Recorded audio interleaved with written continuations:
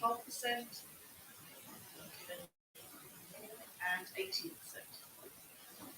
Okay, 5%ers are right. It's not unusual for people to say 12% or even 18%, and I'm going to show you how the media has a significant role in that perception. And we're looking at kind of reporting Muslims and Islam post 9/11, and that's been assessment at a time of kind of conflict and tension. I'm going to show you how the media has helped other Muslims and Islam and to make them both the enemy within and without. Just another question, where do you get your information about Muslims or Islam? Would you say it's newspapers, television, social media, or who people were? So newspapers, television. Few, okay, social media, yeah, that's the vast majority. Everywhere I go is at your age, most people get it from. What about from uni and your kind of stuff?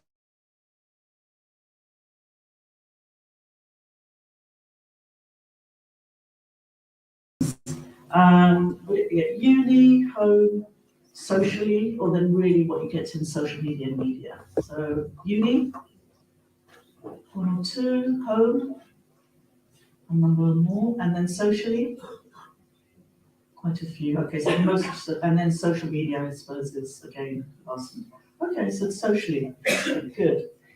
Now, if you were set a project and you had to go and vox pop, which is just get kind of sound bites from, you know, people, ordinary members of the public, and you asked them to give you words that came to their mind as soon as they mentioned the words Muslim or Islam, just shout out, don't be PC, shout out what you think would come into a person's mind if you ask them that question. Just shout it out. Don't be shy. Foreign. Foreign, yeah. Pious. Pious, okay. Any other ones? The most obvious ones? Terrorist. Exactly, yeah. Anything else? Dangerous. Dangerous. Extremist. Extremist, there we go. Now we're getting more to what the truth is. And about women, what would they think? Restricted. Right, yeah. Perfect, yeah. Now those are, you know, mostly the kind of tropes. And these are just some of the headlines, you know, that people are kind of, and the majority of the British public say that where they get their information about Muslims and Islam is from mainstream media. So these are just some of the kind of front pages and headlines. They're not necessarily the worst, but this is what people are going by.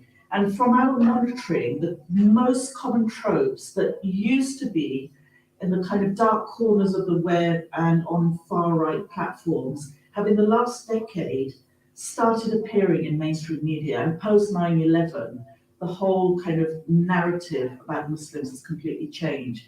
And these are some of the tropes that are now in mainstream media. So Islam is a threat to the West, that, you know, Muslims and Islam are incompatible with Western values, that Muslims are trying to take over Britain and Europe, and that fits into the Great Replacement theory, which is part of a kind of conspiracy theory that the far right hold, that immigrants and Muslims are trying to take over the world, that Islam is inherently violent, Muslims are terrorists, that women are oppressed, that Muslims demand special treatment, and that the religion itself is inherently anti-Semitic or intolerant of other religions, and that it's monolithic, so there aren't different shades of opinion and beliefs and kind of interpretations of the religion. When you look at figures that have been done amongst the British population, 72% have a negative view of Islam, which is quite a significant number. 56% believe that the religion itself, not extremist or fundamentalist interpretations of it, but the religion itself poses a threat to the West. 32% believe that there are no-go areas where Sharia law operates, so that only Muslims exist in those areas, and there's a paralegal legal system that operates there. Again, this is a far-right trope that was kind of begun in America and then picked up here and has become part and parcel of the kind of narrative now. and 18% think that Muslim migration into the country is part of the Greater Plan. So you can see how, these are kind of quite disturbing statistics, really, and the fact that the majority say that how they form these views is because of mainstream media. You can just see the importance of reporting responsibly because of the impact, both in terms of perception, but also in terms of the impact on Muslims and then also on society as a large.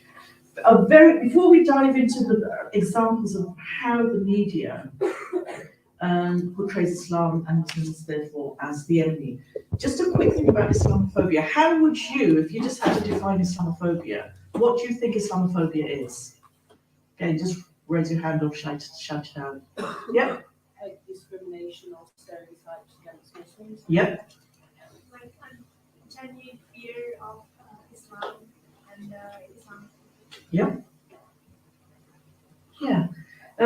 Before 1997, there wasn't really a definition of Islamophobia, and then the Runnymede Trust, which is a research institute, in 1997 kind of published a report and came out with a definition, which is about hostility, discrimination, and the exclusion of Muslims. They developed it further in 2017. But in 2018, the All Parliamentary Group on British Muslims came up with a very succinct definition.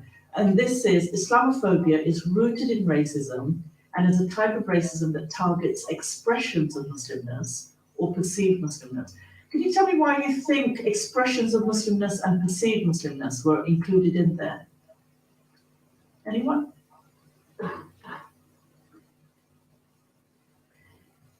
Oh, go on. Is it that people that perception reflects the true nature of Islam and what's the government person? Can you speak up a little bit? Is it that because the human perceptions of Islam is not the true reflection, but it still counts as Islamophobia? Yeah.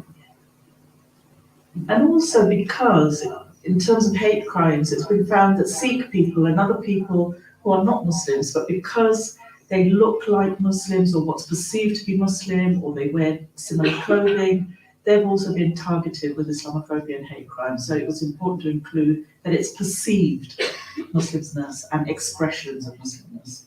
The Muslim Council of Britain did a report in 2021, and they kind of identified various levels on which Islamophobia exists. And there's the systemic level, which is societal, and the kind of institutional policies that are there, which leads into the institutional, which is to do with policies and various organizations having discriminatory policies. And then the interpersonal, which is just the kind of relationships that we have, and the othering that we all do of the other and basic prejudices. And then the worst is the one that's internalized, which is pure bigotry, which are kind of race-based beliefs of superiority and inferiority, and those are probably the worst forms.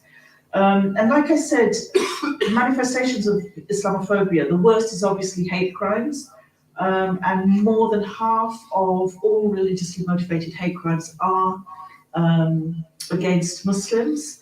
And when you look at the correlation between the media and hate crimes, when Boris Johnson was still not Prime Minister, but he wrote a column in the Telegraph about Muslim women who wear the burqa, the niqab, which is a face covering, resembling letterboxes and bank robbers. Hate crimes increased by 375%. And those are just the ones that were reported, and we know that a lot of hate crimes actually go unreported. Within politics as well, almost 50% of Tory party members think that Islam is a threat to the way of life in the UK. And just 2 weeks ago, last week actually, if you read in the media, that the Conservative Party haven't accepted the APPG definition of Islamophobia, and they had set up a working group to come up with their own definition. And last week they decided to kind of abandon that and not look into Islamophobia or a definition for it, and they haven't adopted the definition, whereas all the other parties have. So, they have a particularly bad record when it comes to Islamophobia, and there's hundreds of cases of documented Islamophobia within the Conservative Party, from Prime Minister down to party members, and there have been no kind investigations, and they said they would have an inquiry into Islamophobia, but they've dropped that as well. But it's not just the Conservative Party. Within the Labour Party, almost a third of party members said that they'd faced Islamophobia. Within employment, these are really interesting stats. So Muslim men are 76% less likely to have a job than their white male British Christian counterparts, even if they are of the same age and have the same qualifications. So that's quite a astounding figure. And when it comes to going for interviews, again, English-sounding names are offered an interview 3 times more than Muslim-sounding names. Within education, from higher education and university level down to primary education, lots of cases of Islamophobia either witnessed or experienced themselves personally. Even in terms of primary schools, you know, young children being called terrorists and bombers kind of by their classmates. So I gave you that overview to show you that it's actually societal and various institutions, and the media is just one of them that tends to fall into this trap. And I'm going to show you why that's important and how it's done and the impact of that. There's a lot of growing evidence to show that what mainstream media reports on Muslims and Islam is contributing to growing hostility towards Muslims. And that's what the University of Cambridge concluded. And the University of Leicester went further and said that it actually fuels hate crime, and they included politicians in there. When you look at industry evidence, Gary Jones on the left, who is now the editor of The Express, when he took over and he appeared in front of the Home Affairs Select Committee, he said that a lot of the front pages and headlines of The Express were contributing to Islamophobic sentiments. And Sir Alan Moses on the right, who was the chair of IPSO, which is the newspaper regulator in one of them, it's self-regulatory body, but all the national bar, a couple of the print media belong to this watchdog. He said that the portrayal of Islam and Muslims in the British press had been the most difficult issue that had faced the watchdog during his tenure. And he went as far as saying that he felt that, he felt that newspapers wouldn't write about Jews or Roman Catholics in the same way that they do about Muslims. And to quote him, he said, where is it? Yeah, no, he said that, what I've just said really, that the journalists would not write about Jews and Catholics in the same way as they do Muslims. Our own evidence, which is based on the analysis of over 48,000 online articles and 5,500 broadcast clips over the periods of 2018-2020, which we've done a number of reports, and if you go on our website, you can see these reports. But 59% of online articles were negative when it came to Islam and Muslims, and figures about 47% when it comes to broadcast. Over a third are very biased, and those are mostly within the right-leaning press and religious publications. Over a third misrepresent and generalize about Muslims, and terrorism, which is no surprise, is the kind of reoccurring theme under which Muslims are portrayed. And when it comes to television, drama is particularly bad at misrepresenting, as well as topical debate programs, documentaries, and current affairs programs, as well as news. So across the board, actually, it's pretty bad. So why is it important to report responsibly? Because the media is one of the main sources of information for the public. Like I said, the public say that they get their information about Muslims and Islam from the media. And the most common tropes are within mainstream media now. And without understanding them, I think I don't know how many of you are kind of students of journalism and communications, but when you go out there in the world and when you're working in the media or on social media, in PR, it's important to understand what these problems are so that you don't fall into the same trap when you become practitioners. And we're going to be looking at things like framing, headlines, imagery, sources, corroboration and lack of corroboration of facts, and then terminology as well, which is quite problematic.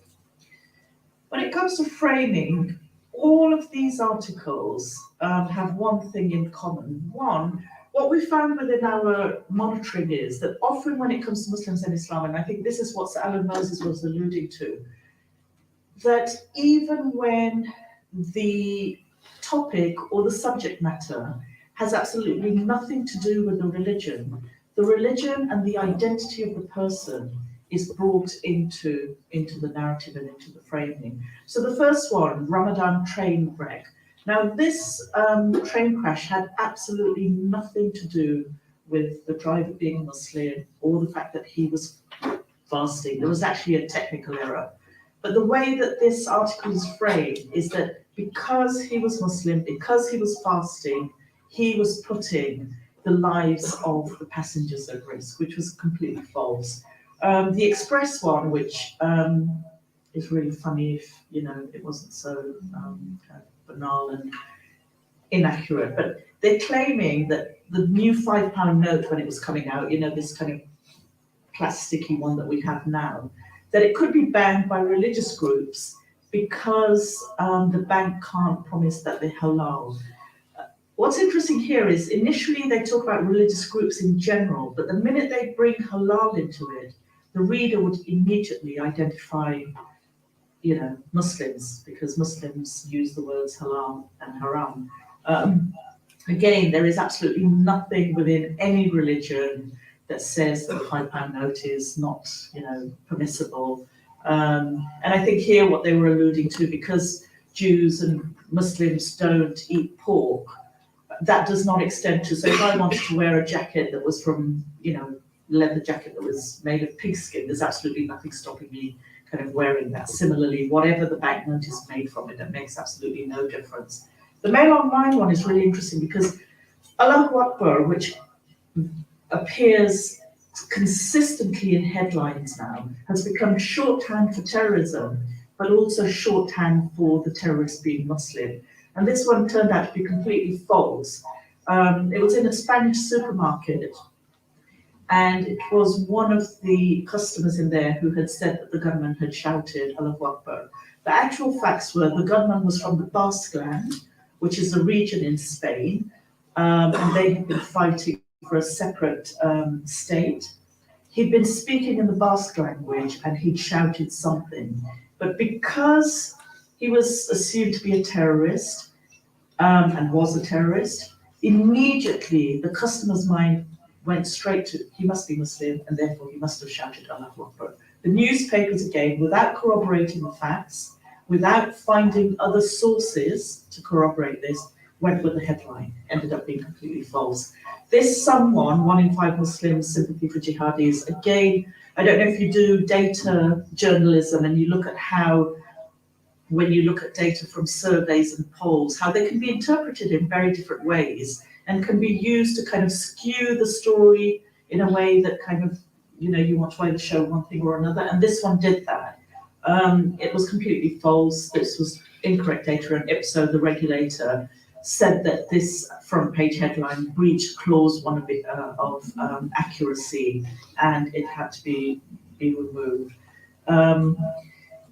This story is a really interesting one because it does a number of things, but initially the way that it's framed, just if you look at the first headline, Christian child forced into Muslim foster care. What do you think of that headline in terms of framing? What's it doing? Yeah. It looks like the Muslims are taking the child against their will. Yeah. Anything else? Yeah. The language is quite forced, it's quite violent, it implies some kind of crime. Mm-hmm. And the framing, what does it do? What's the one kind of trope that we kind of highlighted quite early on? Yeah. You see the pictures of how it's separated. Yeah. There was one other hand up. Yeah, I was going to say the same thing about the picture of the women Yeah. covering themselves up. But it's that pitting the West against the East, Christianity against Islam, you know, the kind of threat. And this story was actually written by the Times' investigative journalist, Andrew Norfolk. And, you know, the Times is a well-established newspaper with very high standards of journalism.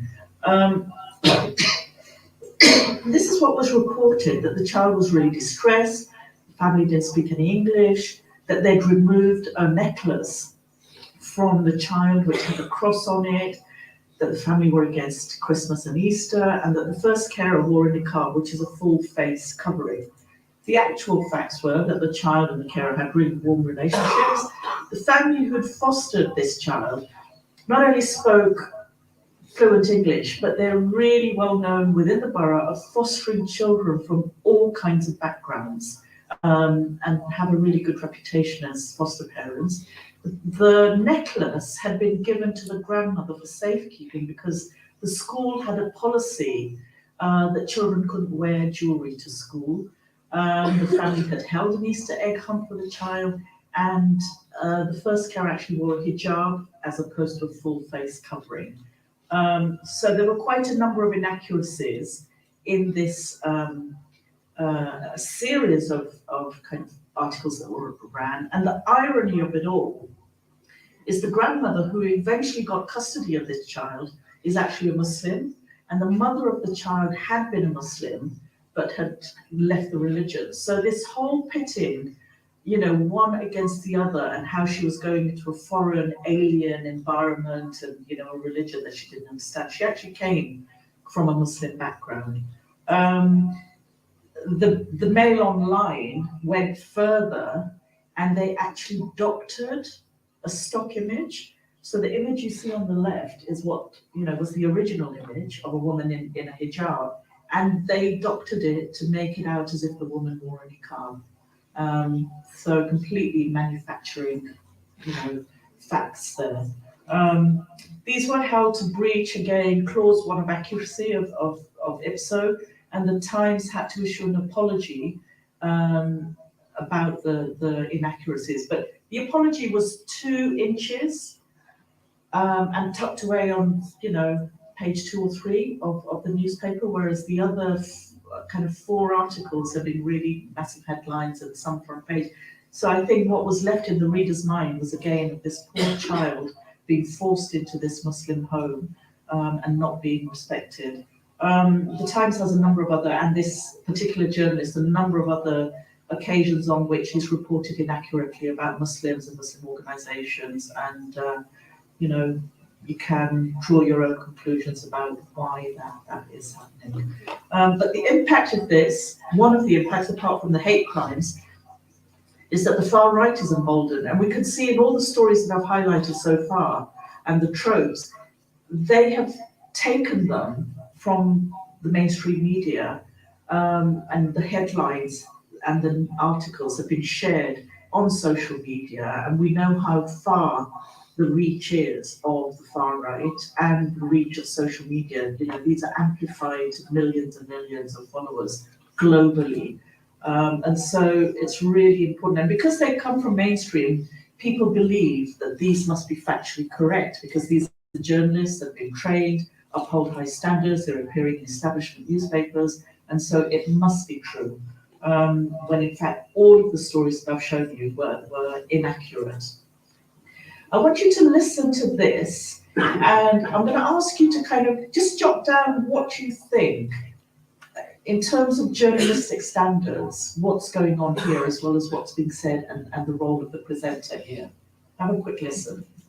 Hello there, Chris. How are you? Fine, thank you. What did you want to say about this? You want to talk about this story as well? It's been really popular. Yeah, there's been some on paramedic in the northwest of England, covering a large Muslim area, they're called Oldham. And we was called to a mosque last week, and a gentleman of a certain age was having a heart attack. Okay. And in the mosque? So this is in the mosque in Oldham? Yeah, the mosque was actually closed, or it had apparently, it was in a clerics meeting or something like that, I don't know. Okay. Anyway, it came through his heart attack. It turned up and there was a group forming outside, and then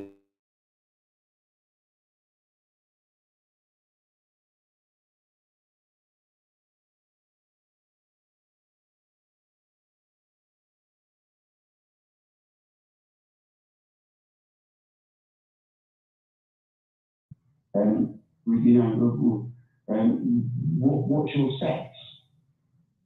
And I said, excuse me, what? What's your sex? What's your sex? Is what he said to me. That's his exact words. And what did he say? I told him, well, I'm a male. What do you expect to say? Yeah. And he turned around and said to me, well, you look funny. And I said, do you mean I look gay? And he said, yes, that's what I mean. And I said, well, yes, I am gay. No, you can't come in my mosque. And did you say, well, I'm attending a heart attack? Yes, exactly. And what did he say? Well, my crewmates, mad at the time, explained to him, right, okay, it doesn't matter what I am or whoever I am, right, okay, we're here to do the job and that's it. And they wouldn't let me, they refused me entry to their mosque. So we had to get back onto control. And then we had to wait for a paramedic to turn up in the car. Right, okay, and they even questioned him if he was a heterosexual male. Have you made a complaint about this to anyone? Yes, yeah, I have. Who did you complain to? Right, okay, well, Northwest Ambulance has spoken to Aman of the mosque. And what did they say? They just turned around and said, well, you know, they don't agree, right, okay, with homosexuals. I mean, that is absolutely outrageous behaviour. Not only is it outrageous homophobia, but also you would think that you would be able to relax your homophobia to stop someone dying. Yeah, I know. It's not the first time I've come across it on the job. I've been a qualified paramedic now for 11 years, and I've been on the ambulance service for 27 years. And would you say that in your experience, because we spoke about this earlier in the week, is there, I mean, have you ever had this kind of homophobia from people in the Islamic faith before? Yes, yeah. What's happened to you before?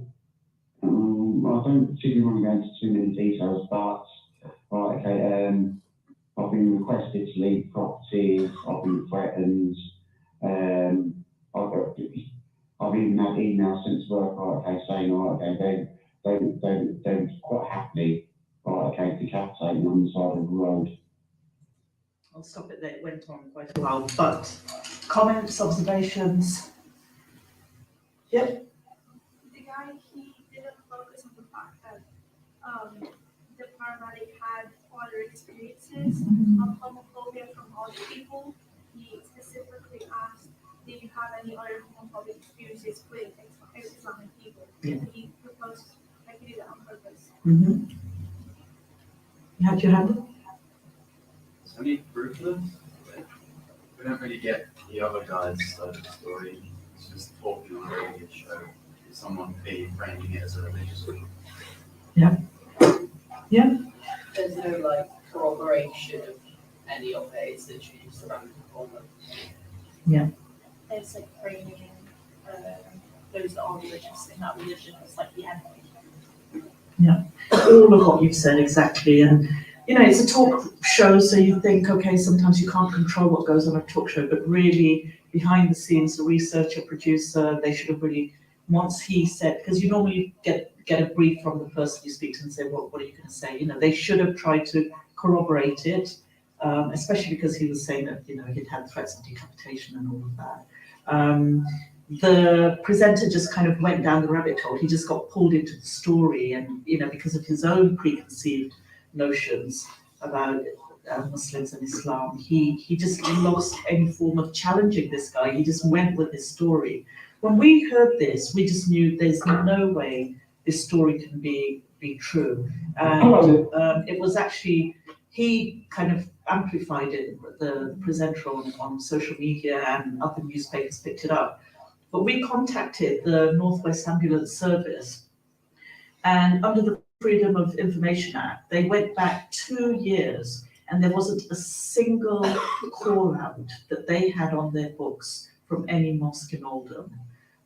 They had absolutely no complaints from any of their paramedics saying that they'd been threatened. I mean, the guy went on to say that, you know, whenever he went into Muslim areas, he had to be escorted by the police. He made loads of allegations. They had no record of it. We went further and we said to them, look, we know you have an LGBTQ group. Please ask them. Maybe this guy told them anonymously. Absolutely. The chair came back and said, look, we have absolutely no. So it was a completely fabricated story, like you said, you know, it was proof. But it's how the presenter just went along with it. And as a journalist, all of his kind of journalistic, you know, instincts just went out of the window, because it also kind of fell into his own preconceptions about Muslims and Islam. This was another story. It appeared in the Telegraph first as an exclusive, and they were claiming that half of UK imported cases of COVID were coming from Pakistan. Immediately, we knew this couldn't be true, because it was in 2020, and you know, most of the cases were coming from Europe. Plus, there was lockdown, and you know, there were bans from lots of countries entering. And the figures had come from Public Health England, and again, this is how figures can be distorted. When we kind of dug a bit deeper into their figures, what we discovered was that the actual reality was that only between a period of something like 25 days in June of 2020, half of the cases had been from Pakistan. And the total number was only 30, and not only because every death matters and 30 is large, but given that this was 0.001% of the actual figure, and there were hundreds and hundreds of other cases that were coming from other places, can you see how, in a way, this is a non-story? When you look at the first headline, half of all cases, and at the time we know the kind of fear and levels of fear that were around, and you're saying that these are coming from Pakistan, and Pakistan being a predominantly Muslim country, you can see the kind of narrative that both the Telegraph and the Sun, it was inaccurate. We complained that they changed it, but we really didn't think this was a story. It didn't merit being a story at all. From this headline, why would the reader believe it? There's one word in there that, you know, you would tend to believe it because it's in there. Yeah, exactly. If an expert is telling you something, you tend to believe it. But here it says expert. So there's more than one person saying that they're fearing a spike of COVID cases during Ramadan. Again, we knew this couldn't be true because it was locked down. Everybody was staying in their homes. Mosques were closed. So there was a doctor that was quoted in here. There was only one expert. So there weren't experts. There was one expert. We contacted the doctor. And after speaking to him, we discovered that the journalist had actually posed a really leading question. So they were trying to manufacture a story. They said to him, if people were to gather, could there be an increase? And obviously the doctor said, yeah, if they did, then yes, there would be. But he's not saying that he is fearing a spike. So we did complain to the Times. Again, we thought this isn't a story. They changed it, and they now put in that it was one expert, and they put in the word if. So it's more speculative now as opposed to, you know, stating fact that there could be. So can you see how not only language, but questions and stats can be interpreted in order to push forward a certain narrative? Sources, like in that Spanish supermarket story, you know, a tendency we find is that journalists, when it comes to Muslims or Islam, they don't go to more than one source, and they tend to just rely on it, again, because it fits a particular narrative. And this story was about a scout leader being suspended and referred to the police because of his links to extremism. And the source, and one of the sources of the story was an organization called the Henry Jackson Society. And this institute is really known for its anti-Muslim kind of reports that they put out. Douglas Murray, who is one of the founders, he's known to be a kind of an anti-Muslim and an Islamophobe, and they have very strong links with the Gatestone Institute in America, which the New York Times has described as the most Islamophobic institute. So, you know, but both the Telegraph and the Times just going on this source, and it ended up being not true, and both newspapers ended up paying out huge libel costs to the scout leader because the story was actually completely inaccurate and false. Look at the headline and the image here. What can you say about both the headline and the image here? What does it do? Yep. There's the word terrorists, and usually the first image of the news article represents the whole story. So if you start with terrorists and then put like that specific act, which is like related to something religious, you're gonna see the thing. Absolutely. And also the man praying, you know, an act of worship, which is kind of practiced at least 5 times a day by billions of Muslims around the world, which has absolutely nothing to do with terrorism. So not only linking the religion, but the act of worshipping as that as well. Again, sorry, we complained to the Times and they changed it. And you can see immediately when you see that image, it's more generic and you won't immediately associate it with Muslims, even though when the word terrorist comes up, 9 times out of 10, I think irrespective of the image, most people think, oh, Muslim, but the image has changed. During COVID, we found that imagery was really problematic and we kept coming across images that had absolutely nothing to do with Muslims that were being put alongside stories about COVID. The first one is just about general stats, and yet you have men praying in a mosque. This one was actually about a prison in California suspending visitation rights because of COVID. And again, you have the image of a mosque, completely unrelated to the story. This one about schools shutting down in Europe, and yet you've got Muslim men praying. And also a lot of imagery of Muslim women in headscarves, as well as mosques, etc. And when we ask picture editors, you know, why are we seeing more images of Muslims during the time of COVID?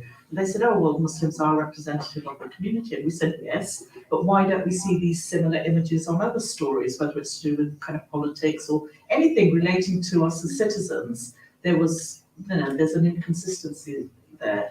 But it was almost like, you know, Muslims are the kind of super spreaders, they're breaking the law, they're not abiding by it, and again, the othering of Muslims.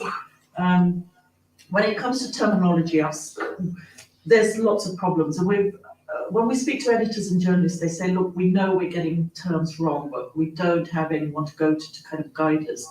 So for over a year, we've been working on a glossary of terms, 150 terms initially, and we'll keep updating it.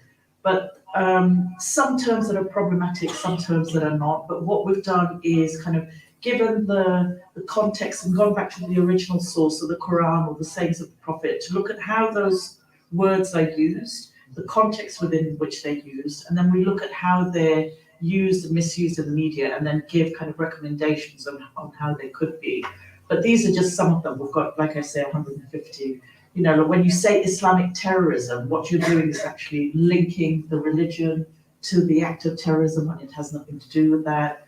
Jihad is only interpreted as kind of holy war, whereas for most Muslims it's more to do with an internal struggle. But new words that are appearing, love jihad, which is this conspiracy theory that started up in India, that Muslim men are either raping non-Muslim women or marrying them in order to increase the Muslim population. Again, that far right, great replacement theory of trying to take over Sharia law being kind of interpreted as a parallel legal system. But I will pass on this glossary to you know, your tutors here, and hopefully they can share it with you.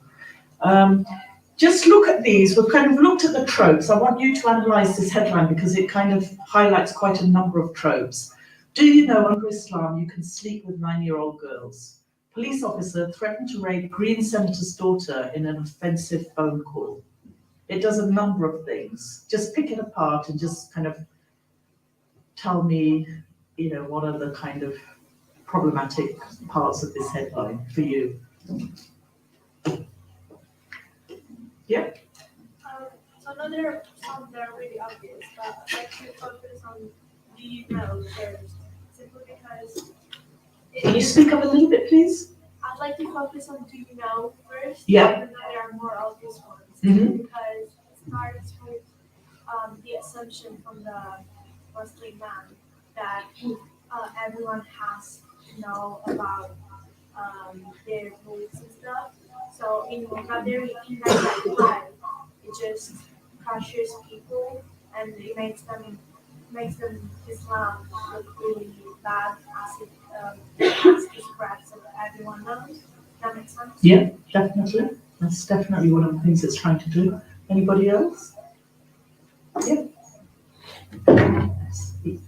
Yeah, you're in the front. It kind of just takes the quote as if it's fact instead of a quote that was taken out of context. Definitely. Anything else? I mean, you've said most of it. It's kind of, when you hear a quote, you kind of, in the headline, you think it's one from somebody with kind of, knowledge about it, and two, that it's factual. Very sensationalist headline, kind of fitting into all the kind of tropes of Islam being kind of misogynistic. And there were a lot of other kind of facts in this story when you actually read it, and lots of things that this policeman said, who wasn't a Muslim actually, and so he's also kind of trying to assume he knows about something that he doesn't. But the Mail Online chose to pick this particular quote of his, again, for clickbait purposes, but also to fit in line with some of the tropes, and completely inaccurate. But the whole thing of Islam being kind of inherently violent, misogynistic, and the incompatibility of Western values.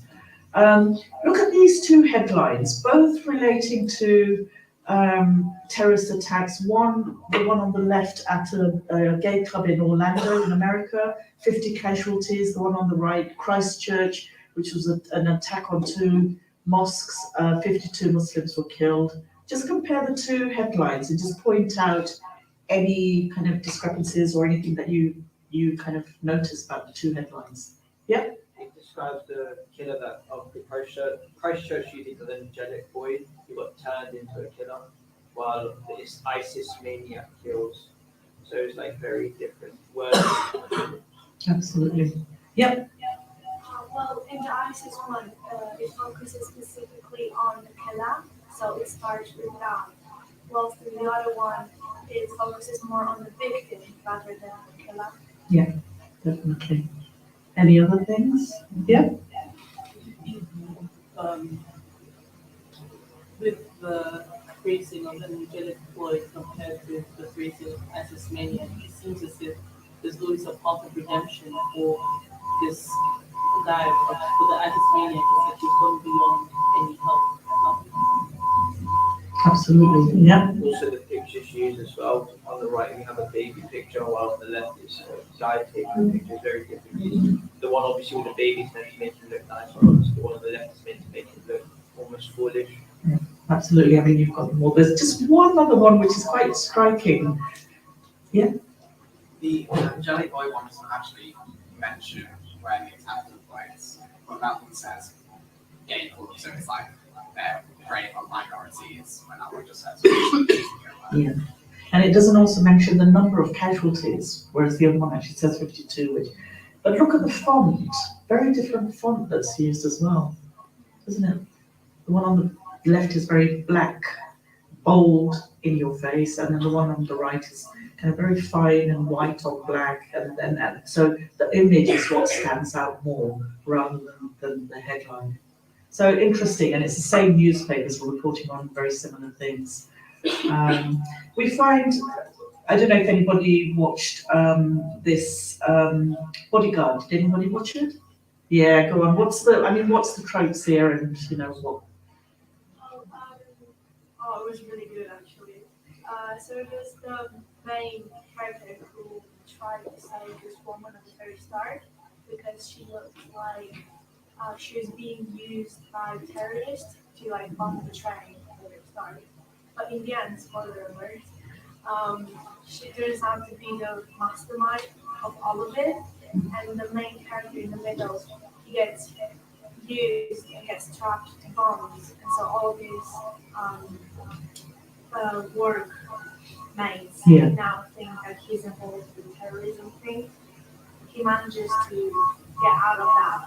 But what does it say about Muslim women? What's It does the, break the stereotype, I think, because you would never think, nobody ever assumed that she would be the mastermind. Everyone immediately thought that she was the victim. yeah, Okay, even though she did bad, like the main character is really compassionate with them.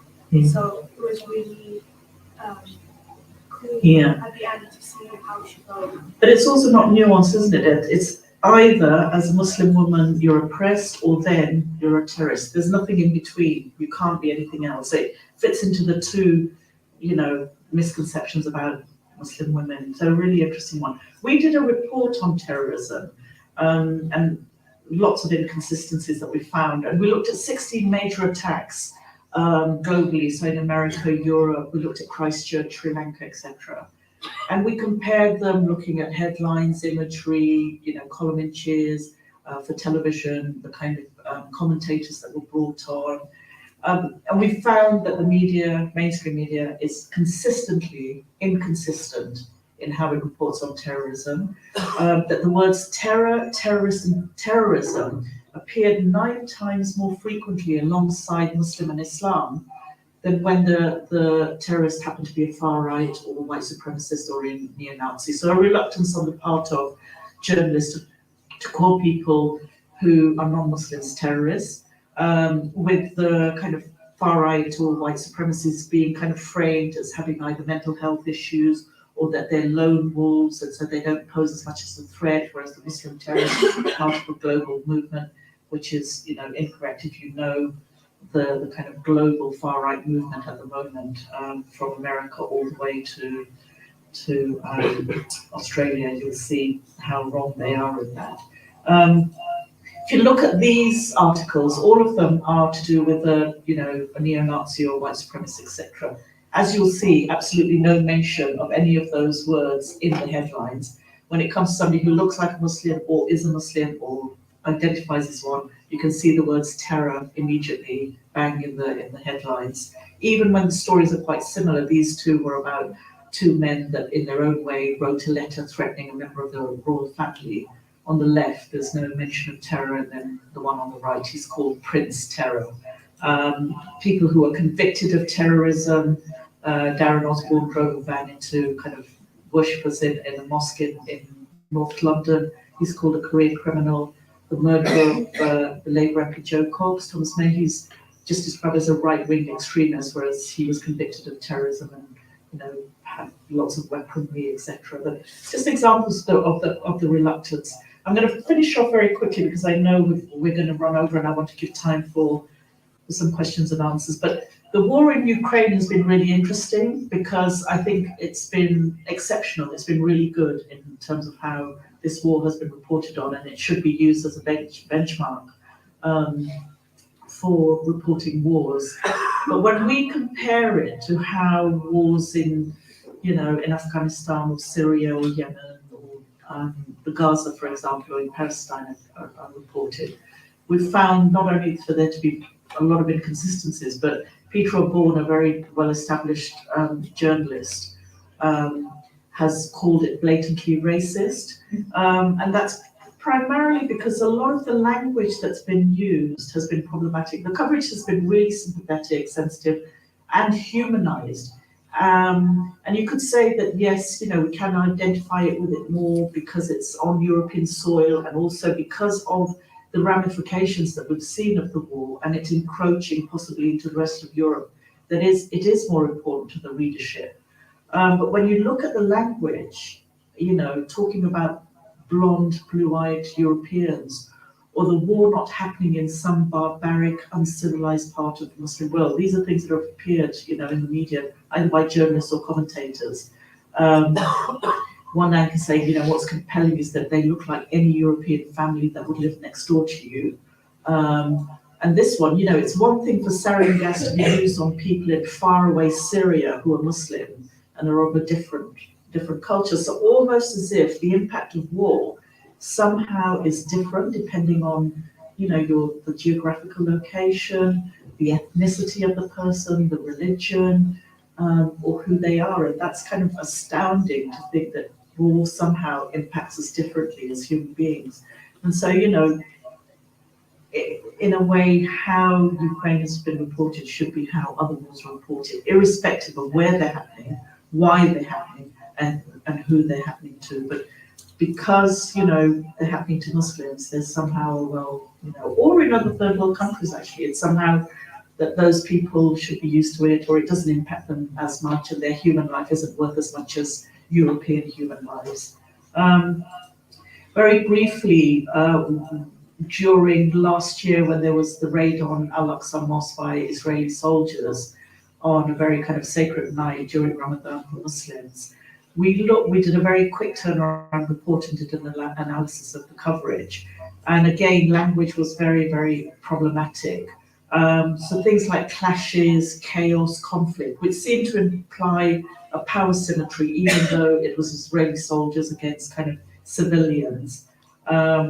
There was also, at the time, forced removals in one area of East Jerusalem that was taking place. And even though the International Court had said that these forced removals were illegal, the language that was being used by the British media were words like eviction or evict or a real estate dispute, which somehow suggests that people that are in the homes are illegally there, whereas actually the opposite were true. They were the legal owners and they were being forced out illegally. When you look at this headline, I think many would assume that the majority of the fatalities were on the side of the Israelis, because that's who, you know, the word that appears first, but actually the fatalities were 3 Israelis versus 28 Palestinians.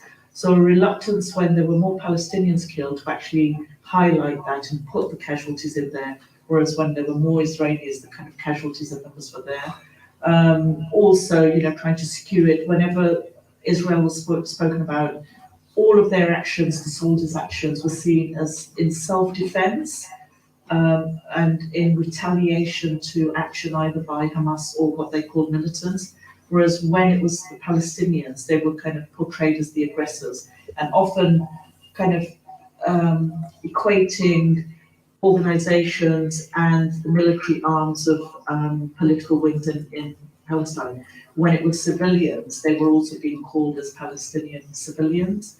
And another interesting thing that happened, because there were lots of protests around the world, including here in Britain, in support of Palestinian children that were killed during this last kind of conflict. And anyone that criticized Israel or Zionism were being called anti-Semites.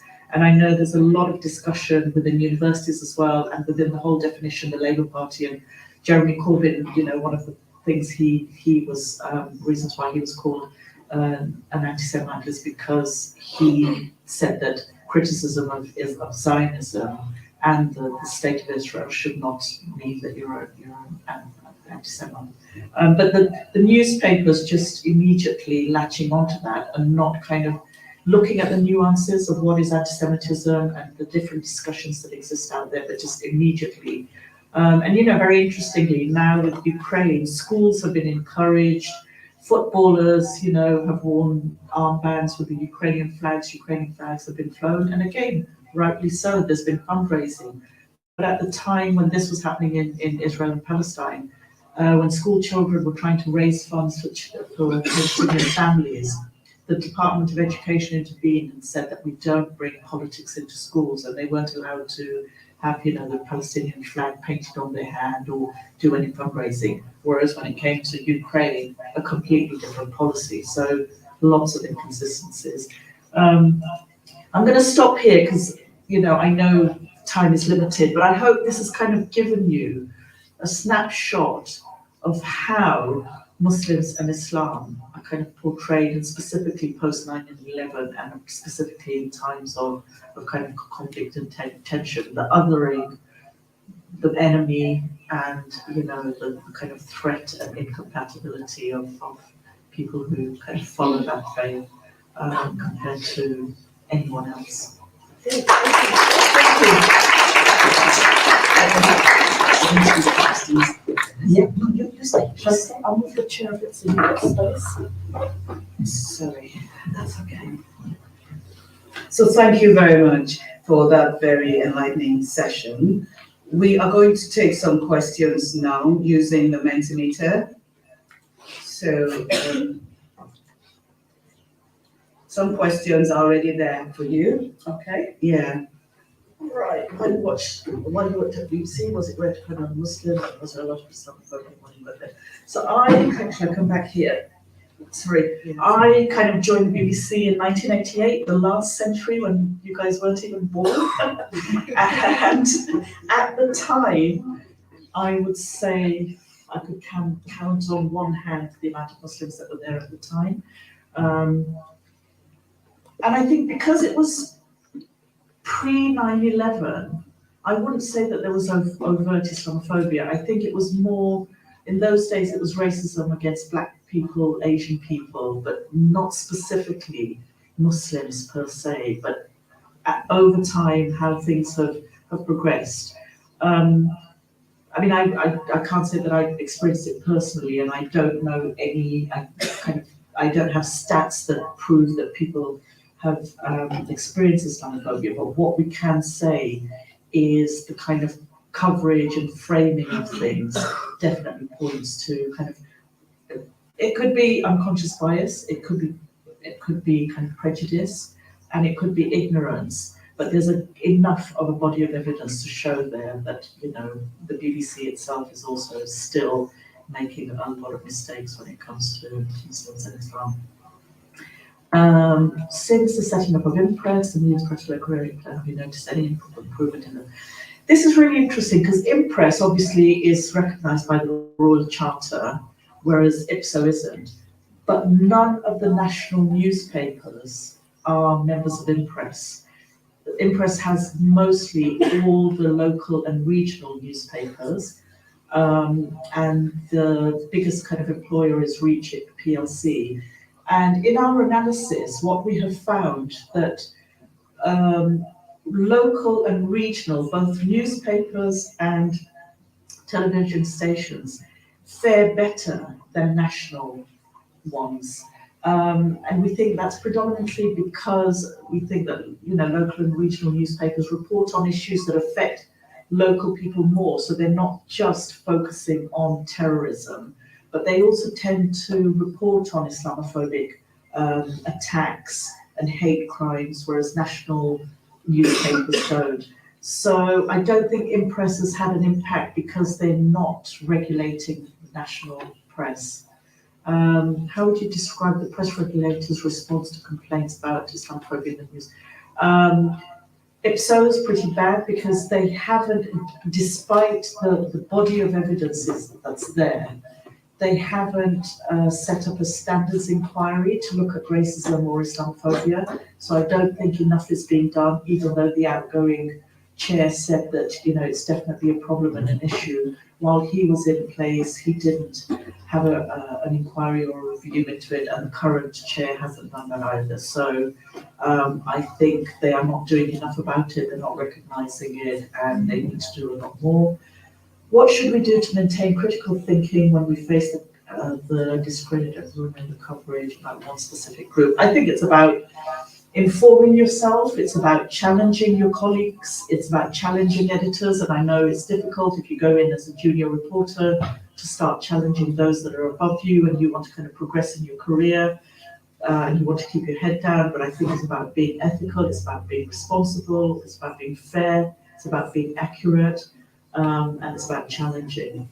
So, and informing yourself and having, you know, developing a contact base, going into communities. I think what's different to when I started out as a journalist and what happens now is in the past, most of our time was spent on the ground, on the phone, going to meet people, talking to experts. Now, I think most people tend to kind of Google things and go on what's on the internet. So I think it's about, and you know, journalists only get trust within communities if you show yourself there, speak to people, find out who they are, who are the kind of different spokespeople, what are the issues that are affecting them. Whereas if you just swoop in when there's a story and then swoop back out, and then all you do is report, as I've shown, in a negative light, then obviously the community isn't going to trust you, they're not going to open up to you, and you're not going to be able to get the kind of access that you want when you want it. In Turkey, when Muslim women were forced to forgo wearing hijabs in public spaces due to secularist rules, the hijab was reframed as a symbol of strength and independence. Can journalism like this also be used to empower Muslims instead of otherwise? Oops, I can't go up. Putting down. Use your pride instead of otherwise. Yeah, I mean, I think what's really interesting, if you look at what happened in Turkey and what's happening now in Iran, what's happening in India, what's happening in France, and in some Scandinavian countries. So okay, thank you. So in Iran at the moment, we've got huge swathes of women removing the hijab because it's been forcibly imposed on them. That's one story. On another level, you've got women in India, and as you had in Turkey, but all over India, and it started in Karnataka, but it's across the board, being forced, and young students, girls, being forced to take off their hijabs if they want to go to schools or to take an exam.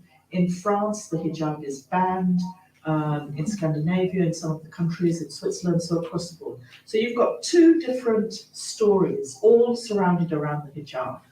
What's interesting is how the British media reports on it, but also how the public responds to it. So when it comes to Iran, there is a support across the board for women having the right to take off the hijab or to choose not to wear it. When it comes to women choosing to wear the hijab, we don't see the same level of support, or the argument being put forward that the same level of choice and the rights that women should have to take off their own hijab should be given to keep on the hijab, because the narrative is that we are forced to wear the hijab, and the vast majority of women wear it as a matter of choice, apart from places like Iran where it's been imposed. So I think it's about consistency again, about giving the same rights to those who want to take it off as to those who want to keep it on. And that doesn't happen. There's a kind of a value judgment that's placed on those that are wanting to take it off as being the ones who, are the good people and we should support them. And those that want to keep it on as being, somehow backwards and therefore not fitting in with the Western values of free choice and emancipated women. Yeah, okay. As the World Cup is being held in Qatar, an Islamic country, how important do you think the event and media coverage is towards rates of Islamophobia in the UK? Okay. Well, we'll have to see, but we could already see. I think the one thing that's always been a worry is that it's the first time that the World Cup's being held in a Muslim country. So there was always going to be more emphasis on the religion in terms of the broader story. We've seen things like the kind of human rights of migrant workers being seen as a story, and rightly so. We've had the story last week of Peter Tatchell going in there and having a protest as a singular man in favour of or against the banning of homosexuality in Qatar, which was a story. But what I would say, and we saw it with the Peter Tatchell story in terms of how it was spun, and I think how this the World Cup will be used by some LGBTQ groups to highlight the issues of policies in Qatar. But how Peter Tatchell reported on his story, which he claimed it was a protest, and he could say yes, protest by one person is. He claimed that he was treated badly by the police, and then Reuters reported that no, he hadn't been. He claimed that his whereabouts weren't known. Reuters said that his whereabouts were always known. So there were kind of discrepancies and spins on the story. So again, it comes back to reporting it factually, corroborating facts and sources, etc. I think that rightly those stories should be reported. It's about proportionality and consistency. So when we had the, I think it was the Winter Olympics in Beijing, there wasn't any reporting when it came to sports, any reporting on the treatment of Muslim Uyghurs in China. And when we kind of specifically pulled that up with the BBC, they said, look, sports coverage doesn't cover politics, that's left to news. But if you see sports coverage beginning to veer into the realms of politics, then what we see is inconsistency. And if the negative coverage outweighs maybe looking at how successful the event has been, how, you know, they've kind of created the facilities or whatever.